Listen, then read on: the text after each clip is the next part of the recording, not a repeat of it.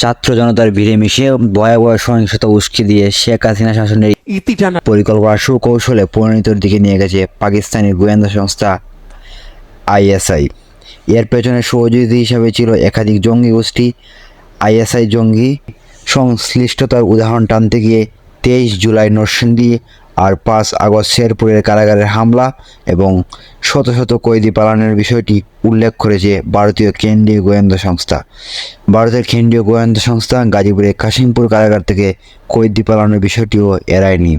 বলা হয়েছে কঠোর জঙ্গিরা ছাত্রদের মিলেমিশে এই অপকর্ম করেছে।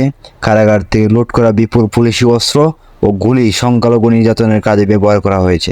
হামলা ও লুটপাতের নেতৃত্ব দিয়েছে সদ্য নিষিদ্ধ ঘোষিত জামাতে ইসলামী বাংলাদেশের ছাত্র শিবির ছাড়াও বাংলাদেশে তৎপর জঙ্গি গোষ্ঠী হিসাবে আনসারুল বাংলা টিম, আনসারুল আল ইসলাম, লন্ডরি তৈয়বা, জাগ্রত মুসলিম জনতা বাংলাদেশ সহ 9টি আরও জঙ্গি সংগঠনের নাম এই প্রতিবেদনে উঠে এসেছে।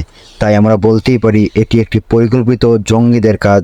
এটি কোনো সাধারণ ছাত্রদের আন্দোলন ছিল না। তারা সাধারণ ছাত্রদের আন্দোলনে ঢুকে বাংলাদেশ সরকার বিরোধী কাজে লিপ্ত হয়েছিল। আসসালামু আলাইকুম, আমি শাম তালুকদার।